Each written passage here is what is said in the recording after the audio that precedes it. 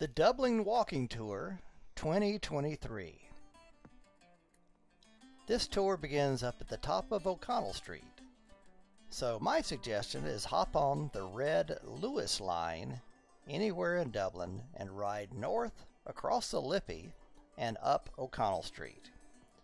Get off at the top of O'Connell Street Upper.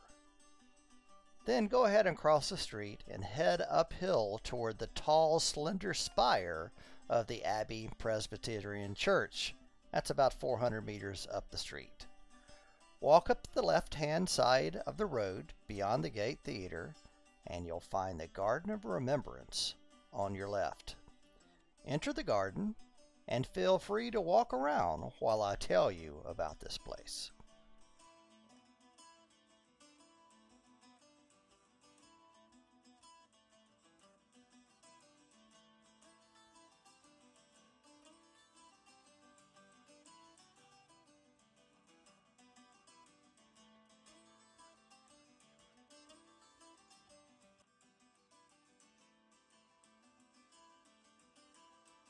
The Garden of Remembrance was once a pleasure garden connected to the nearby Rotunda Hospital.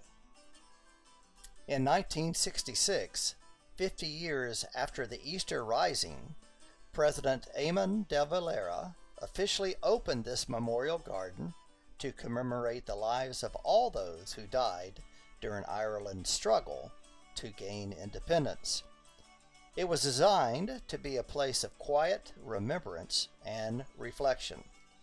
Additionally, it is constructed on the spot where some of the Easter Rising leaders were held before being carted off to Kilmainham Gaol and their execution. Have a look at the reflecting pool. The pool is in the shape of a cross to recognize Ireland's Christian heritage. There is even more symbolism here. Notice the wavy mosaic tiles emulating the island's many rivers. At the bottom, find ancient weapons, a sword, a spear, and a shield, designed to represent the old Celtic tradition of breaking weapons and throwing them into the water as an offering to the gods to end hostilities. The bronze statue at the end of the pool describes a pagan legend of four siblings in the agonizing process of changing from mere mortals to swans. The sculptor, Oisin Kelly, used this well-known fable to couple visually with W.B. Yeats' poem Easter 1916, with the famous line, "All is changed, changed utterly. A terrible beauty is born," prompting us to reflect on the atrocities of war and the birth of the Irish nation. Nearby is a bronze plaque with the words of another poem titled "We Saw a Vision," penned by Liam MacUstin in 1977. In the darkness of despair, we saw a vision. We lit the light of hope, and it was not extinguished. Later on in the poem, closing out, it says, "The vision became a reality. Winter became summer. Bondage became freedom. And this we left to you as your inheritance. O generations of freedom, remember us, the generations of the vision." Another notable event happened in May 2011 when Queen Elizabeth II visited the Garden of Remembrance. She laid a wreath and bowed her head at the foot of the statue. One can only imagine her thoughts at that moment, perhaps thinking of the rebel boys who were executed and their impact on the United Kingdom and the Irish. In retrospect, it was a unifying moment that, over time, healed many of the pent-up pains and wounds of the Irish. Now finally, let's look up at the Irish flag. This tricolored flag became a unifying and official symbol of the Republic in 1937. Green for the Irish, orange for the Protestants, and white for the hope of a lasting peace between the two. Exit the Garden of Remembrance through the gate to the right of the Children of Lyra statue. You may need to climb the stairs and exit onto Parnell Square North. Across the street is the Irish Writers' Centre. This small museum, with only 3 rooms, features the history and works of some of Dublin's noted writers.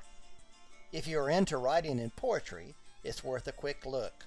Admission is about €8.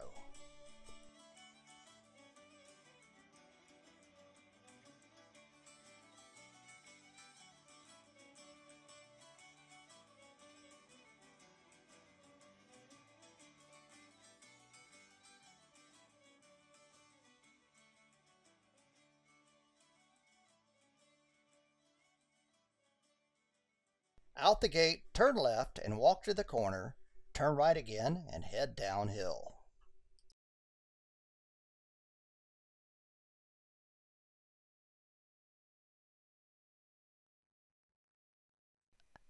Exit the Garden of Remembrance through the gate to the right of the Children of Lyra statue. You may need to climb a little bit up the stairs and exit on Parnell Square North. Out the gate, turn left, walk to the corner, and turn again, then head downhill. About halfway down the block, on the left is the Rotunda Hospital. This hospital was built here in 1745 and now is Dublin's premier maternity hospital.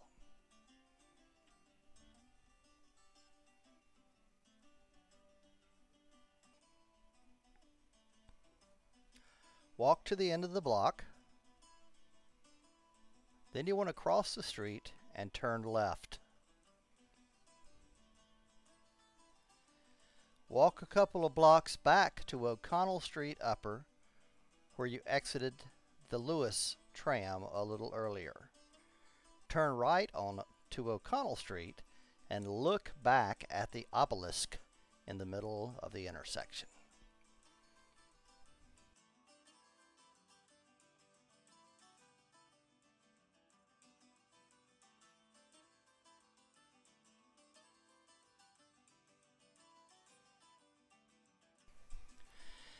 The obelisk at the top of O'Connell Street, soaring almost 60 feet in the air, is a tribute to Charles Stewart Parnell.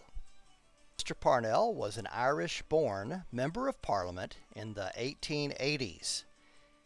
Known as a powerful landowner and an avid supporter of Irish Home Rule, and he was a promoter of independence from Britain.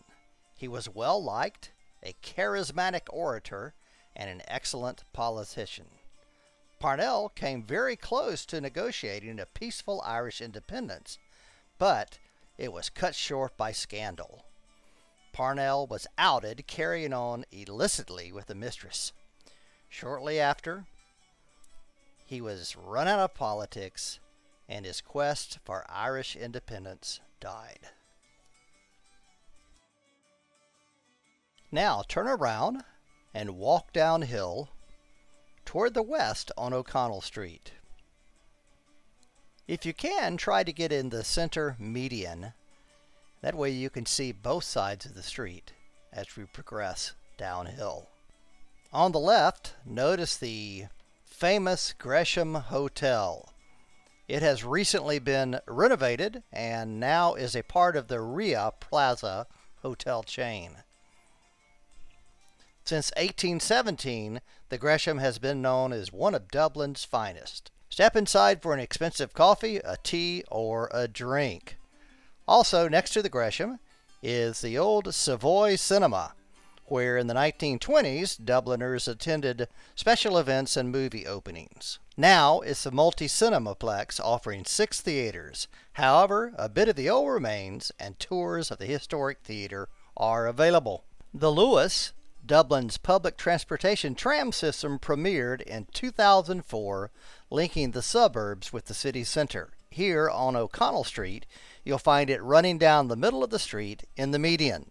LUAS is the Irish word for speed, and it is really fast and an economical way to get around the city. Down the street, looking west, is the Millennium Spire. This piece of art soars 390 feet up to the heavens.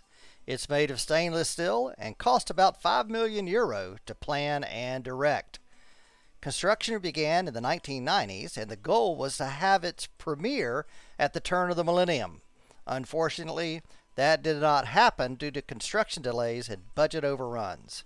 It was finally completed and erected in 2004, gaining some creative nicknames such as the erection at the intersection, the stiffy on the liffey, the stiletto in the ghetto, and the poker near the croaker. The spire replaced an older monument dating back from the days of the British oppression. Nelson's Pillar was a 130 feet tall monument dedicated to Lord Horatio Nelson and his historic win at the Battle of Trafalgar in 1805. The pillar went up here on what was then known as Saxville Street in 1809. The pillar was dynamited to smithereens on Easter 1966, the 50th year anniversary of the Easter Rising. No one was ever arrested for the deed, but the IRA is suspected to be the culprit. O'Connell Street has changed drastically since my first march down the center. In 2005, I was a high school band teacher. We loaded up our marching band, flew across the Atlantic, and marched down O'Connell Street in Dublin's St. Patrick's Day Parade. 500,000 people lined the street, sometime 8 to 10 deep, between here and St. Patrick's Cathedral. O'Connell Street was 3 lanes at about 20 yards wide back then. Now it's as wide as a football field and 500 meters long. Notice the street is lined with department stores, tourist shops, and plenty of fast food joints. O'Connell Street has long been the main drag here in Dublin. In fact, it was second only to London in the British Empire when it came to riches, culture, music, and banking. It was once lined with marble Georgian buildings, home of the rich and famous, the who's who of the empire. O'Connell Street suffered a lot of damage in the War of Independence and the Civil War, and what you see here is mostly dilapidated brick rebuild dating from the mid-20th century. The one remaining structure from Dublin's golden era is the GPO, the General Post Office. This huge neoclassical building with iconic columns out the front was designed by a Brit, Francis Johnson, in 1877. It is much more to the Irish than just a post office. The GPO is a national symbol for the Irish because it was the site of the 1916 Easter Rising. Outside, notice the pillars are still pockmarked with English bullet holes. Have a look inside the historic old building. Much of it has been rebuilt after the 1916 fire, but the facade is the original. Today, it still is a working post office, although much larger than any I've ever visited. If you have time, try to visit the GPO Witness History Museum inside the GPO. It tells the fascinating story of the Easter Rising. On April 24, 1916, Easter Monday, a group of revolutionaries stormed the GPO. These young men were a part of some 12,000 active participants who had already taken over the strategic locations across Dublin, including Stephen's Green, where we'll end this tour. The GPO was a strategic location for Britain, with its postal service, telegraph, and communications reaching to the remainder of the empire. The revolutionaries barricaded themselves inside, took down the Union Jack, and raised the Irish green, white, and orange tricolor. Then they declared Ireland a free nation. Then Patrick Pearse stepped outside and read the proclamation of the Irish Republic. Pearse and 6 others declared themselves representatives of the Provisional Government of the Irish Republic and signed the proclamation. Battle went on for 6 days in the streets of Dublin. The 1,200 Irish revolutionaries were outnumbered by some 19,000 British troops. They didn't have a chance of success. The British set the GPO on fire, but the fire helped the rebels escape to nearby Moore Street. Pearse realized it was a lost cause, and he issued the surrender of the Military Council of the newly proclaimed Irish Republic. He did this to prevent the further slaughter of civilian population, and in hopes of saving our followers, now hopelessly surrounded and outnumbered. Initially, most Irish people were appalled by the death and destruction unleashed by the rebellion, and the defeat of the rebels were just jeered by onlookers as they were led through the streets of Dublin. In all, over 450 people were killed and 2,600 were wounded during the rising. Over half the people who died were civilians who had been caught in the fighting that occurred in the densely populated slums on Dublin's north side. All of those arrested were taken to Richmond's barrack for processing. The court-martials were held in the Gymnasium building, and the 16 leaders of the rebellion were sentenced to death, including the 7 signatories of the proclamation. They were executed by firing squad at Kilmainham Gaol, and their bodies were quickly and secretly carried across the Liffey and buried in a mass grave at Arbour Hill. On the first day, Patrick Pearse, Thomas MacDonagh, Tom Clark. On the second day, Edward Daly, Michael O'Hanrahan, Will Pearse, and Joseph Mary Plunkett. Then, after a pause, John McBride, Eamon Sinnott, Michael Malone, Sean Houston, Con Colbert, and James Connolly, and Sean McDermott were all shot to death at Kilmainham Gaol. The British cruel response, unfounded arrests, and needless execution soon turned the tide of the Irish public opinion. It wasn't long before the rebels were looked on as martyrs, not young and foolish troublemakers.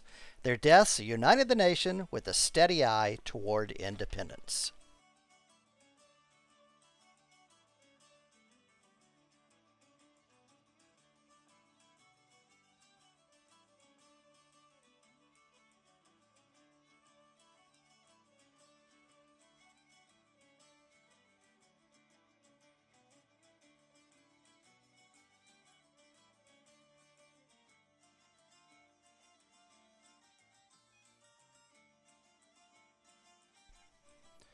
Turn around and walk back toward the spire. Henry Street is on the east side of the GPO. Turn down this pedestrian street and head north along the wall of the GPO. I like to call Henry Street the local street. This is where the Irish go to shop for clothes, have a coffee, visit outdoor markets, take a stroll, and meet up with friends. A few blocks down, you'll find Moore Street on the right. Moore Street is loaded with outdoor markets each weekday morning. It's the home to FX Buckley, a famous meat shop known even today for its all-Irish beef, pork, chicken, and lamb. Henry Street was developed by Henry Moore, Earl of Drogheda. He named a lot of the streets in this area after himself, such as Henry Street, Moore Street, and Earl Street. Continue walking and taking in the crowds. The character and the vibe of the street changes with the time of day. Morning brings families and shoppers. Midday, you'll find the fast food and coffee shops filling up fast. By night, it's a place for all locals to rendezvous for dinner or a pub session. Arno's, on the left, is Ireland's oldest department store, founded in 1843. It sells everything from pharmacies to shoes, clothing, and sporting goods. Penny's department store on Mary Street began right here in 1969. It too is Irish owned and sells affordable clothing. Turn left on Liffey Street Upper. It runs west between Arno's and the British department store Mark and Spencer. Continue straight, cross the red LUAS tram tracks, and jog onto Liffey Street Lower. In one block, you'll come to the River Liffey. Cross the street.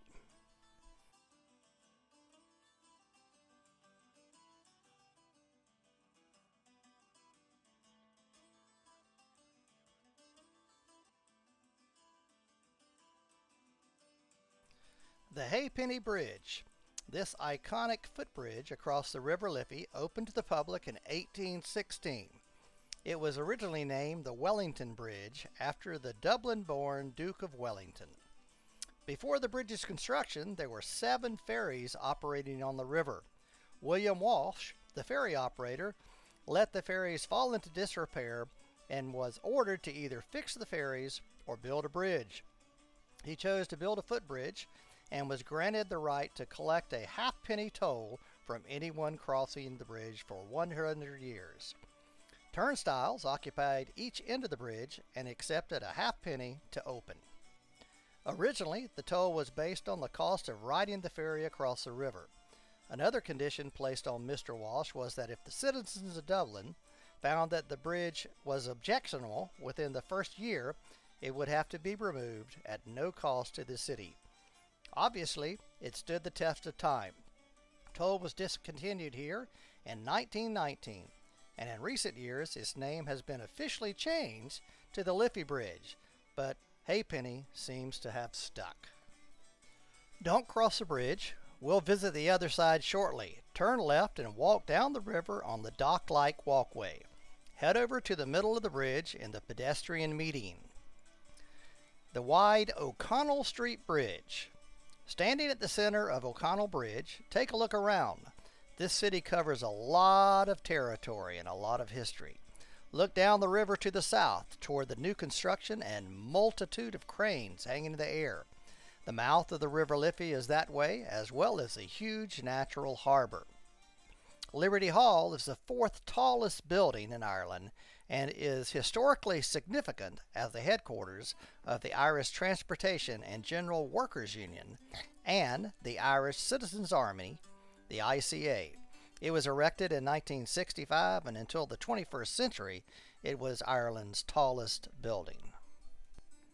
Farther down the river, the large 18th century neoclassical building with the green patina copper dome is the Customs House, built by the English in the 18th century Georgian style. These next few sites may be beyond your sight of vision here from O'Connell Bridge, but if you have the time later, they all deserve a look.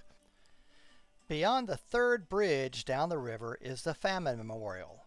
In 1845, a fungal disease, or a potato blight, struck all of the potatoes in Ireland and wiped out a third of the potato crop that year.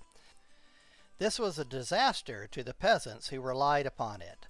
Those who lived near the town were better off since the towns had other sources of food, but things got very bad for those living in rural areas.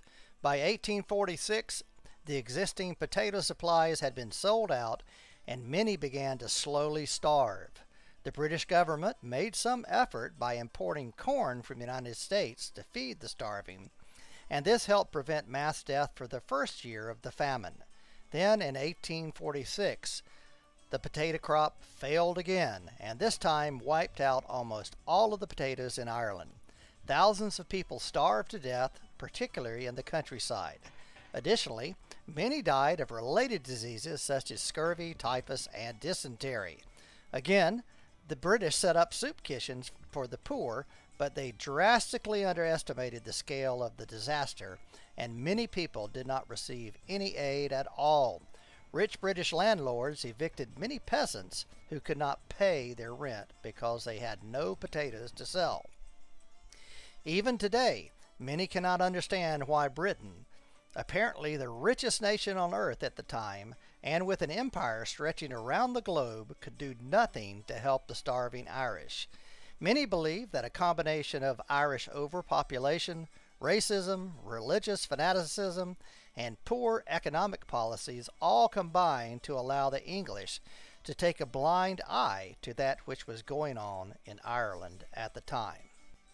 A bit farther down the river is a replica ship, the Jennie Johnson, a three-masted ship that was originally built in Canada in 1847. The original Jennie Johnson was bought by the Tralee Company, a Kerry-based merchant named John Donovan and Sons. It was a cargo vessel and traded successfully between Tralee and North America for about 10 years. The trading pattern was to bring immigrants from Ireland to North America and then to bring timber back to Europe. The famine made a big impression upon this ship and many like her. She made her maiden voyage from Blennerville, County Kerry to Quebec on the 24th of April, 1848 with 193 immigrants on board.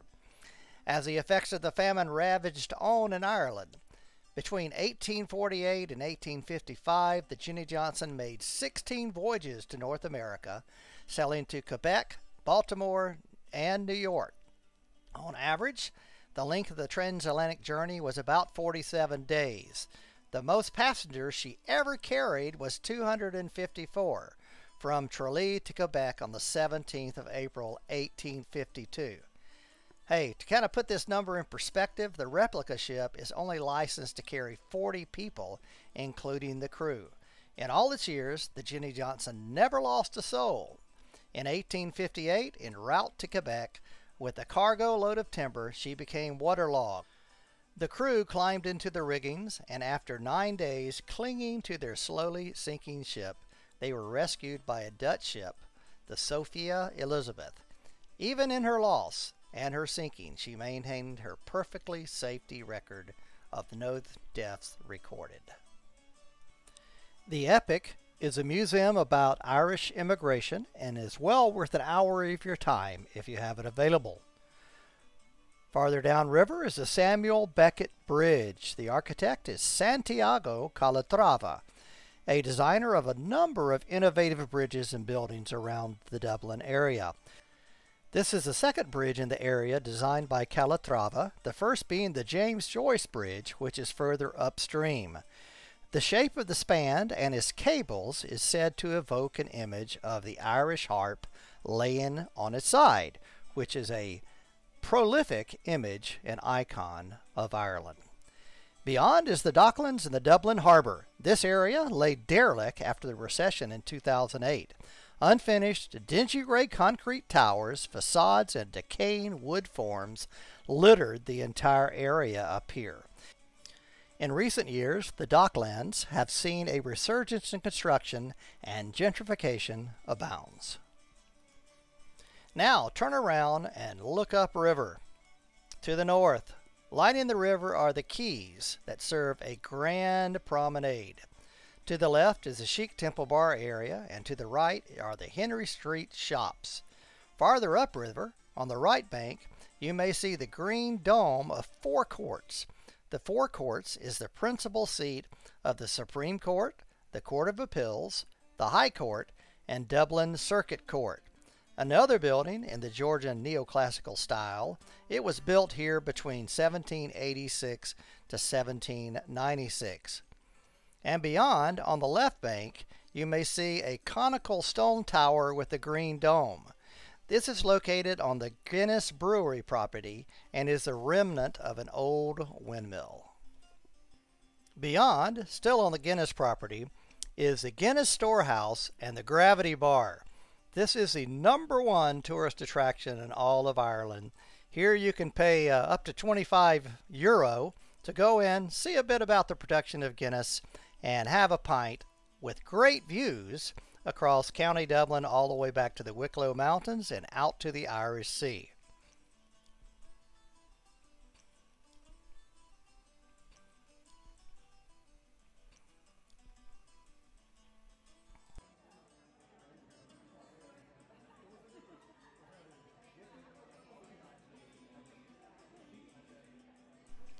Now, turn your attention and look up O'Connell Street toward the spire. Just in front of you is the Daniel O'Connell Monument. Daniel O'Connell was born in County Kerry on August 6, 1775. Eventually, he became a politician, mayor of Dublin, and member of Parliament. He earned the nickname the Liberator due to his work to secure freedom for the Catholics. O'Connell was able to attend college in France due to his wealthy parents' fortunes. He acquired a good education, but because he was Catholic, he was not allowed to hold a political office or even an important job in Ireland. Britain's laws forbid anyone other than Protestants to hold important positions. O'Connell formed the Catholic Association in 1823. It was an organization whose goal was to work for Catholic emancipation.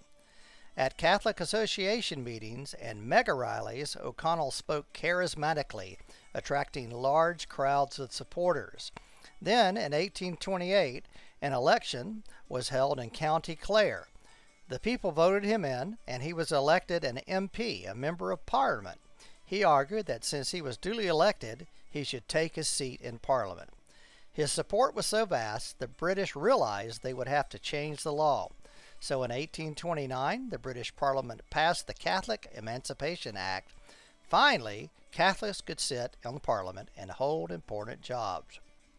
Later, O'Connell took on a new quest to argue that Ireland should have its own Parliament. The Irish rallied to his support. The British did not approve and threw O'Connell in prison for a time. Fighting broke out and the Irish threatened to use violence, but O'Connell insisted on non-violent and peaceful demonstrations. In the end, the British did not back down and little headway was gained. Although he never succeeded with the Irish self-rule, Daniel O'Connell goes down in history as a charismatic leader who helped liberate the island's Catholics. Now, let's look at the monument. This marble and bronze monstrosity was unveiled on August 15, 1882. The monument was designed and sculpted by John Henry Foley and his assistant Thomas Brock. Standing on the monument, O'Connell is oriented pointing west across the river toward the Parliament building, symbolizing his persistent insistence over the Act of Union. At his feet are a pile of books thought to symbolize his education and eloquent arguments before the Parliament. Just before O'Connell is the Maid of Erin, pointing at O'Connell with one hand, holding the Act of Emancipation with her other. Laying at her feet are the broken shackles representing her break from bondage. Below is a frieze with more than 30 people representing the Catholic Church, professionals, trades, the arts, and peasantry. And at the base, notice the 4 winged women representing the virtues of patriotism, courage, eloquence, and fidelity. Finally, notice the pockmarked bullet holes from the 1916 Rising and the 1922-23 Civil War. Look for them up on the angels, on wings, an arm, or the chest of one, and on the man himself. Okay, turn around and walk across the O'Connell Bridge. When the road divides, take the right fork, that's Westmoreland Street. Hug the right side of the road. Soon you'll come to Fleet Street on your right. Turn right onto Fleet Street. Fleet Street defines the neighborhood in which you are now standing. Now it's known as Dublin's best district for popular bars, pubs, traditional music, trendy nightclubs, and an artist's mecca. But it has not always been such. In the Middle Ages, this area along the banks of the Liffey was St. Andrew's Parish, a suburb outside the city walls. In the 14th century, it was abandoned due to constant attacks from the native Irish via the River Liffey. In the 17th century, when Dublin was thriving as the second city of Britain, wealthy English families settled here. They built Georgian mansions with fancy backyard gardens flowing down to the banks of the Liffey. The Liffey at that time had no retaining walls, just a muddy sandbar changing with each day's tide. Soon you'll come to the Hard Rock Cafe on the right. Skip it, you don't need to stop here.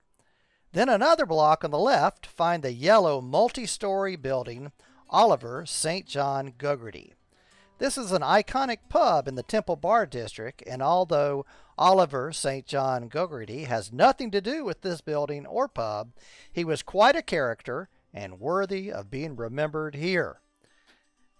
You see, Oliver St. John Gogarty was born in Rutland Square in Dublin in 1878. By the way, you visited Rutland Square on this walk, now known as Parnell Square and the Garden of Remembrance. Oliver St. John Gogarty was a poet, an author, a physician, politician, and an activist. If you stumbled through the reading of the first chapter of James Joyce's Ulysses, he was the inspiration of Joyce's character Buck Mulligan. Continue walking on Fleet Street and wander while I tell you a little more about Temple Bar. The banks of the Liffey reached this street in the early 17th century. When mansions began to pop up here, this was the front yard. The marshy area between here and the Liffey on your right were filled in and transformed into backyard gardens. Sir William Temple owned one of these mansions in the early 1600s, and it is thought that the name Temple's Bar originated here. William Temple was the provost of Trinity College from 1609 until his death in 1627. However, William Temple living here may have contributed to its name, but another more famous Temple Bar in London on the bank of the Thames is probably the primary origin of Dublin's Temple Bar name. In the 18th century, there was a decline of those mansions along the riverbank, and Temple Bar became Dublin's red light district. In succeeding centuries, it slowly declined, and by the turn of the 20th century, it was a neglected area suffering from urban decay and derelict buildings. When the 1970s rolled around, Temple Bar was blighted, littered with crumbled buildings, and loaded with vagrants, druggies, and trash. The state-owned bus company, CIE, proposed to demolish the entire district and build a modern bus depot. CIE purchased the old crumbling buildings, but there was a lot of red tape to navigate with the Zoning and Planning Commission. It took years, and in the meantime, the old buildings were let out to low-rent tenants. Back in the 1980s, this attracted small mom-and-pop shops, artists, galleries, and entertainers. Meanwhile, plans proceeded to demolish the district, put in underground parking, a multi-story shopping center, and the bus station on the third level. Long ramps would be built up to the third story to accommodate double-decker buses. By the 1990s, there was still no bus depot, and the former derelict Temple Bar was loaded with small businesses, pubs, and galleries. Protests abound.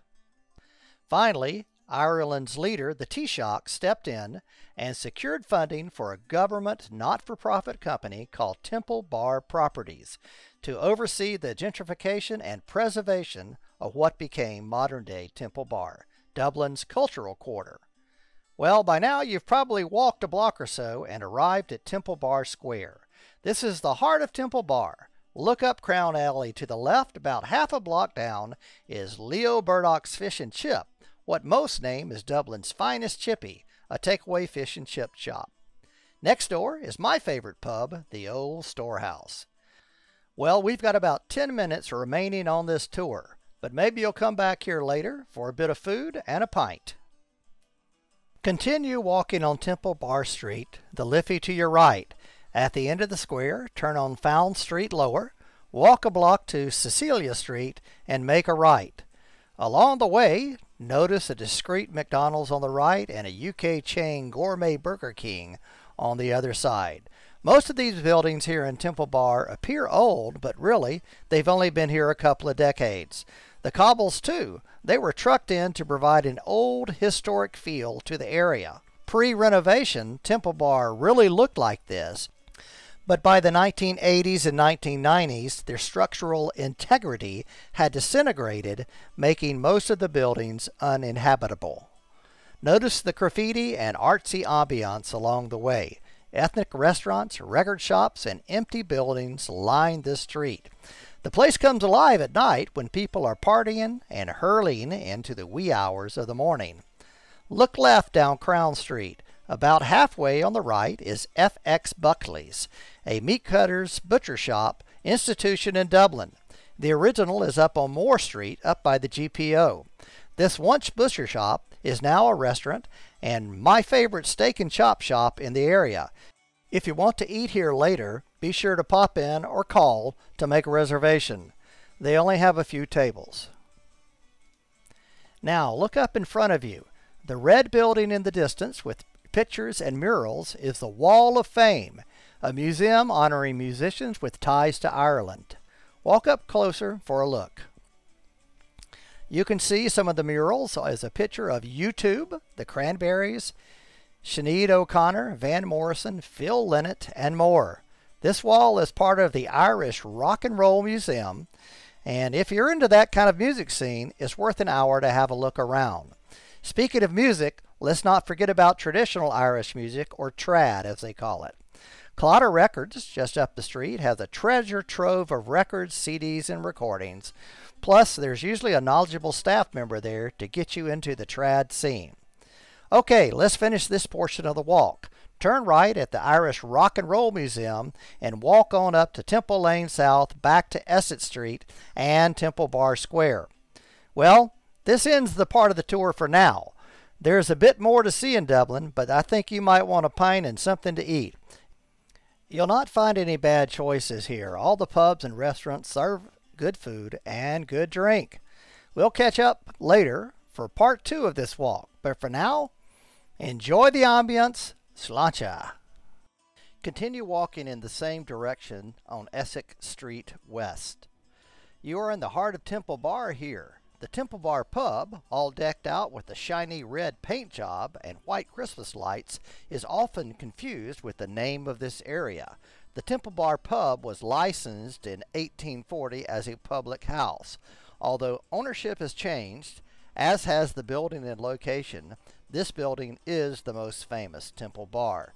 In 1992, the Clary family purchased this building and have cleaned up the area, spruced up the building, and been serving good food, great beer, and traditional music ever since. You've got a bit of a walk to do down Essex Street West. The street winds and jogs a bit, but keep on it.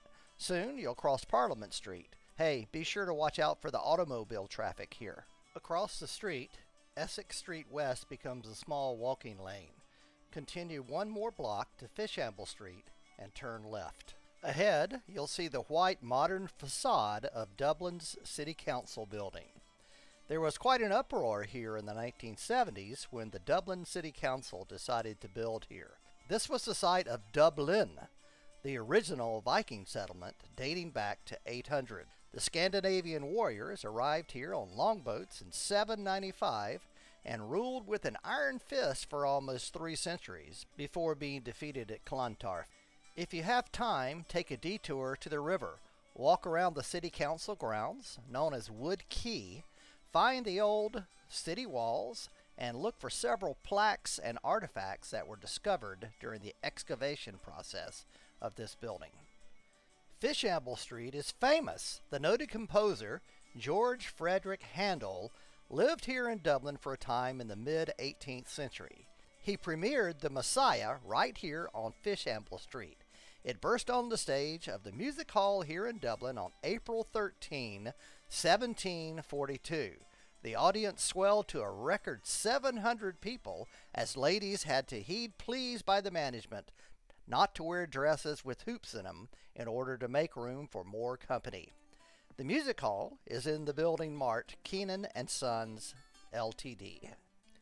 Across the street is Christchurch Cathedral. The original cathedral was founded in the 11th century by Sihtric Silkenbeard, the Viking king. Made mostly of wood, it only lasted about 150 years. In the late 12th century, the cathedral was completely rebuilt of stone under the leadership of the Norman leader Strongbow. It saw further remodels and improvements through the centuries, and what you see here today dates from the late 19th century. The tower, flying buttress, and stone-covered footbridge all date from that last renovation. Interestingly, Christchurch is officially claimed as the cathedral of both the Anglican Church of Ireland and the Roman Catholic Archbishops of Dublin. Keep it in mind, there was only one Christian church until the English Reformation in the 16th century. Nowadays, the Roman Catholic Archbishop of Dublin uses St. Mary's Church up in Marlborough Street as his acting cathedral. From the entrance door of Christchurch, walk on the street, heading south toward Dublin's other cathedral. You'll arrive there after about 3 blocks on your left. St. Patrick's Cathedral. The first church is reported being built here on the site where Patrick baptized pagan converts to Christianity. The building you see today dates from the 13th century with many renovations, rebuilds, and improvements over time. After the Reformation, St. Patrick's passed on to the Anglican Church. Then, when Oliver Cromwell and his Puritan Calvinist troops invaded Ireland in 1649 to 1653, the church became stables for their horses. Jonathan Swift of Gulliver's Travel fame was the cathedral dean for 32 years, beginning in 1713. He's buried near the front door on the right side of the nave. From the outside, notice how far the front door and foundation are below the current street level. This is an indication of how much the city has been built up in just the last 300 years. Leave St. Patrick's, head to the right, to the north, back toward Christchurch. Feel free to wander in the adjacent St. Patrick's Gardens for a peaceful stroll and a good photo opportunity. At Christchurch, turn right onto Dame Street. Curve left and then right, walk 2 more blocks until you come to the Dublin Castle. Dublin Castle. This castle was the seat of British rule for over 700 years. It sprawls over several acres in many different architectural styles. Originally, the River Liffey and the River Poddle came together here, making a black pool, or in Irish, Dubb, Linn, hence the name of the city. Dublin Castle was the official residence of the British Viceroy. By the way, Viceroy is a blend of the Latin word vice and the French word roy for king, so vice king, or the monarch's representative, here in Dublin. Visiting the interior and the state apartments is nice, but there are much better castles in Europe if you're going to pay for a tour. I suggest walking through the courtyard, turning left, passing the old medieval tower, and exiting left back toward Dame Street through the stone gates. City Hall sits where you entered the castle gates. The Dublin City Hall now occupies what was the first Georgian building built in this city. It was the former Royal Exchange and was built in 1779. It has been the City Hall since 1852. Take a moment to pop inside. It's free to get in there, and notice the 18-foot statue of Daniel O'Connell. Downstairs, there is an exhibit. It's called The Story of the Capital, which tells the history of Dublin City via placards and a film. Exit right, walk along Dame Street, about a half mile. Notice the big white multi-storied building across the street on the left. I've often thought this is one of the ugliest buildings in all of the city, and coming here 20 years ago for the first time, I really didn't think it fit the decor of Trinity Bar. Now I have a better appreciation for this building. This is Central Plaza, and from 1979 to 2017, the Central Bank of Ireland was its major tenant. Some say it's ugly and out of place here amongst Trinity Bar and the adjacent Georgian architecture. But look closer. The floors of the building are not touching one another. They are hanging from a central structural core. This is a one-of-a-kind structure. It is likely under renovation for the next few years, but when complete, it will be a mighty work of art connecting Dublin's north and south with shops, restaurants, offices, cafes, and a glass-enclosed rooftop venue unlike any other. Keep walking along the opposite side of Dame Street from Central Plaza. Just beyond, turn right onto Trinity Street and walk to the end. Turn left on St. Andrew's Street. The old St. Andrew's Church now stands deconsecrated and derelict, but in front there's a very important bronze statue, Molly Malone, a Dublin legend. Molly Malone was a local legend, and her story was captured in song in the 1800s. The first verse goes a bit like this. In Dublin's fair city, where the girls are all pretty, I first set my eyes on sweet Molly Malone. She wheeled her wheelbarrow through streets wide and narrow, singing cockles and mussels, alive, alive, oh. Alive, alive, oh. Alive, alive, oh. Singing cockles and mussels, alive, alive, oh. Well, there you have it. The first verse of Molly Malone. From Molly, turn around and notice the pretty O'Neill's Pub and Kitchen with its seemingly always blooming flower pots. Walk to the left of O'Neill's down Church Lane. Return to Dame Street. Across the street is the Parliament Building. This building is the former home of the Irish Parliament. It was built in 1792 and remodeled to what you see today in 1796.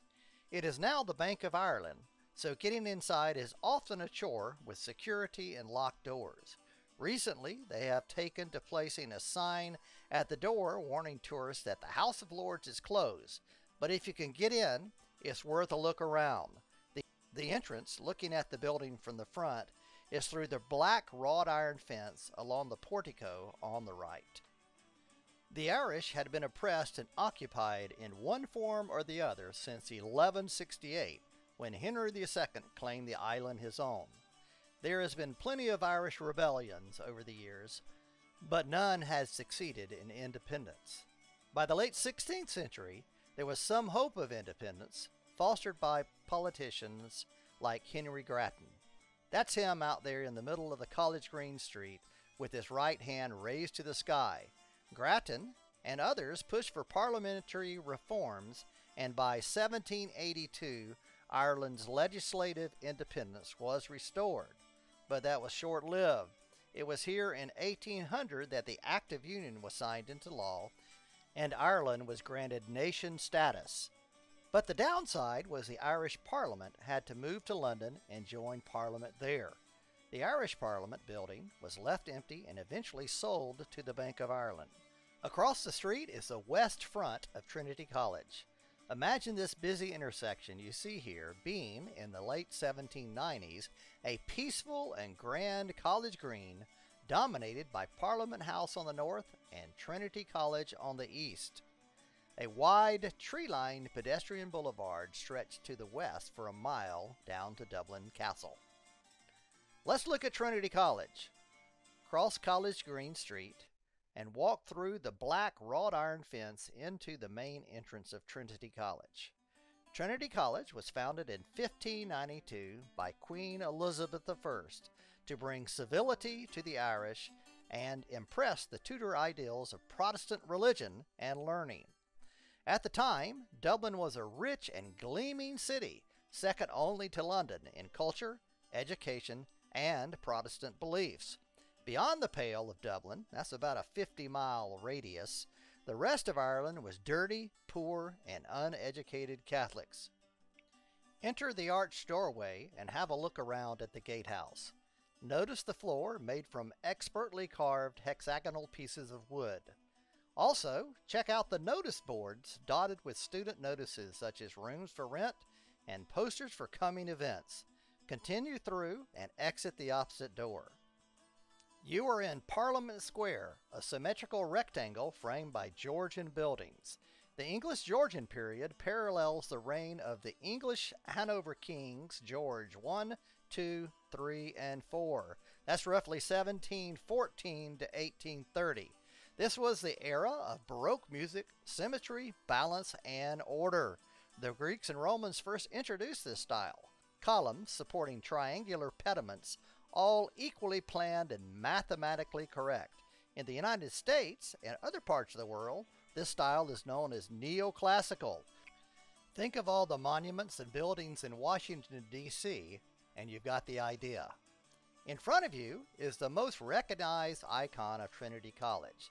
The Campanile, or bell tower, is 100 feet tall and was built in 1853. It too is in the Georgian architectural style, with columns, domes, bases, all in symmetry and in harmony. Notice the keystone pillars of the four arches at the base. The carved heads are those of Socrates, Plato, Homer, and Demosthenes. They all represent the liberal arts. Higher up, the four classical figures are those of divinity with the cross, science with the staff, medicine with the prescription tablet, and law with the fasces. Now, I didn't know what a fasces was. That is an ancient Etruscan symbol passed down to the Romans. It's often a bundle of sticks, sometimes with an axe protruding from the bundle, and it represents a magistrate's power and jurisdiction. Flanking Parliament Square are two buildings with Georgian features. The one on the left is a chapel, and the one on the right is the theater and examination hall. Behind the Campanile are a few red brick buildings. They're the oldest on campus, built here in 1712. Now, to the right of the campanile is the old library. It houses a lot of books, an old Irish harp, and the Book of Kells, an ancient illuminated manuscript of the four Gospels. We'll not go in today, but if you get a chance, purchase a ticket online and come back later to see this fantastic illuminated Book of Kells. Take the sidewalk running between the theater and the old library. Soon you'll come over to another grassy green mall area known as Fellows Square. The Book of Kells entrance is over to the left. Walk down the sidewalk past the people standing in line. Continue straight to the building in front of you, the Berkeley College Library. To the left of the library is a paved area or forecourt of the library. Here, find a polished bronze sphere. This sphere is known as Sfera con Sfera. That's Italian for sphere within a sphere. It was produced and donated by the artist Arnaldo Pomodoro in 1992. Pomodoro has produced and displayed similar spheres at the United Nations Plaza in New York, the University of California at Berkeley, the Museum of Contemporary Art in Tehran, and the Ministry of Foreign Affairs in Rome. And finally, at the Cortile del Belvedere at the Vatican Museums in Rome, or Vatican City. Retrace your route and exit Trinity College. Turn left, follow the stone Trinity College fence to the next intersection, cross the street toward the Blue Boyle Sport Bookmaker, look up and find the engraved stone placard, Irish Permanent.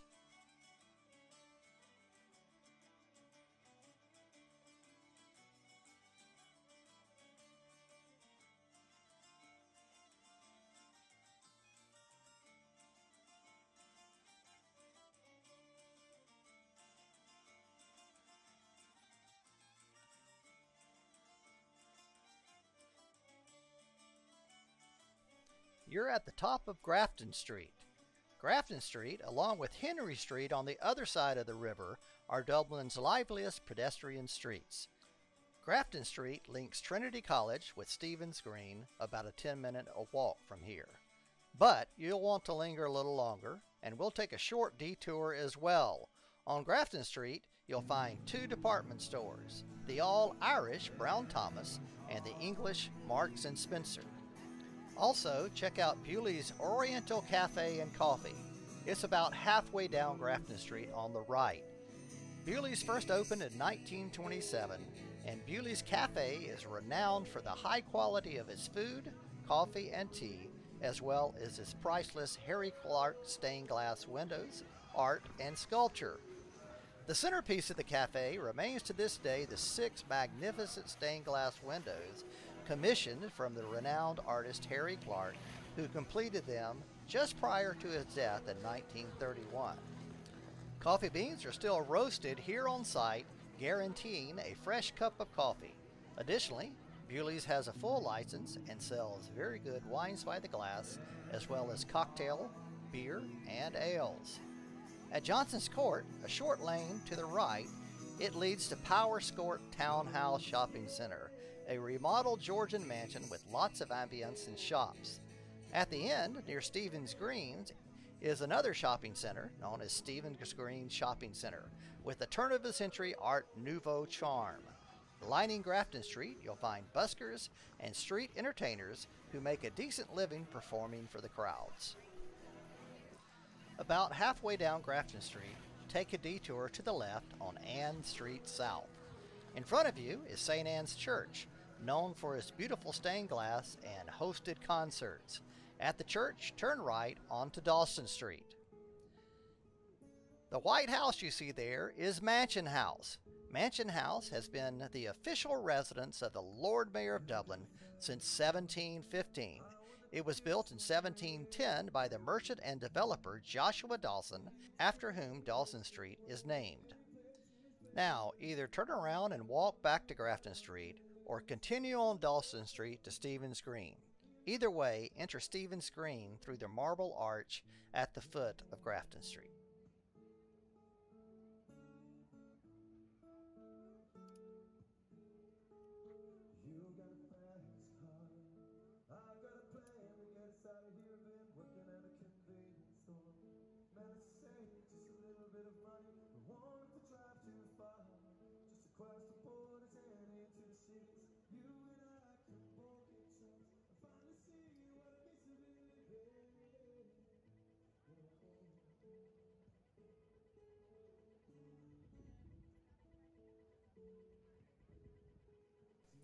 St. Stephen's Green.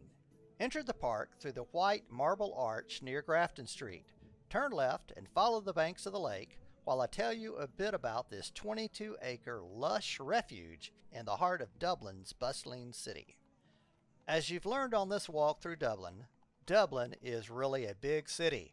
1.4 million people live in the Dublin metro area. That's a little more than 1/4 of Ireland's total population. By the way, the population of Ireland is just over 5 million. Now, couple that with Northern Ireland's almost 2 million, and that adds up to about 7 million living on this island. Follow the lake's edge, curving to the right, cross the bridge, and enter the grassy formal gardens at the center of the park. When these gardens were conceived in 1663, there was little here but a marshy area used for grazing animals. The Dublin Corporation bought the area and sold 96 plots of land around the perimeter, leaving this park as a private space for the tenants. By the middle of the 18th century, most of the original homes were demolished to make room for new buildings built in the Georgian style. So when you exit, take a look at the 96 buildings surrounding Stephen's Green, noting the symmetrical red brick exterior with various colored doors and lintels. The park remained private, just like the nearby Marion Square and Fitzwilliam Squares, for 100 years. But in July 1880, it was officially opened to the public and has been a place of solitude and refuge ever since.